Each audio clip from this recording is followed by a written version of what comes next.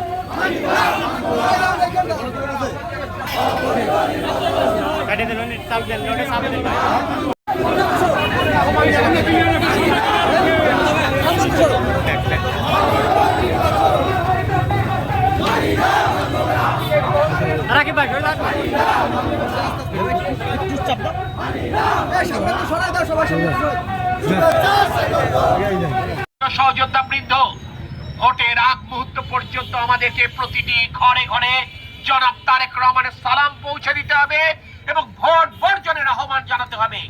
ঠিক যেভাবে আপনারা 7ই জানুয়ারির ভোট বর্জনের আহ্বান জানিয়েছিলেন, আমি আপনাদের সকলের উপর আল্লাহর রহমত কামনা করছি, সকলের সুস্থতা কামনা করছি।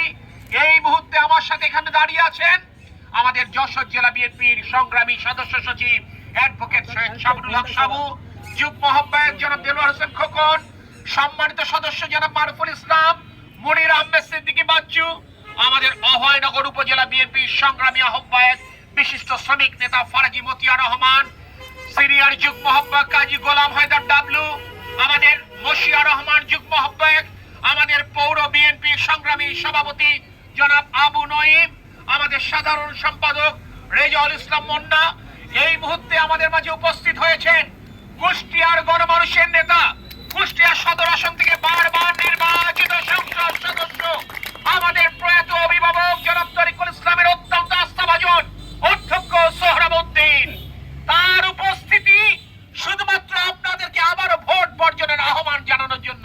আসুন আমরা কালকে অভিনন্দন জানাই এবং আপনাদের সকলকে ভোট বর্জনের আহ্বান প্রতিটি ঘরে ঘরে পৌঁছে দেবার বার্তা দেবার জন্য আমি বিনয়ের সাথে অনুরোধ করছি এবং আজকের এই কর্মসূচির সমাপ্তি টানছি। আল্লাহ হাফেজ। বাংলাদেশ জিন্দাবাদ, বাংলাদেশ জাতীয়তাবাদী দল জিন্দাবাদ, শহীদ রাষ্ট্রপতি জিয়াউর রহমান বীরত্তম অমর হোক, দেশনেত্রী বেগম খালেদা জিয়া জিন্দাবাদ, আগামী দিনের রাষ্ট্রনায়ক দেশনায়ক তারেক রহমান জিন্দাবাদ।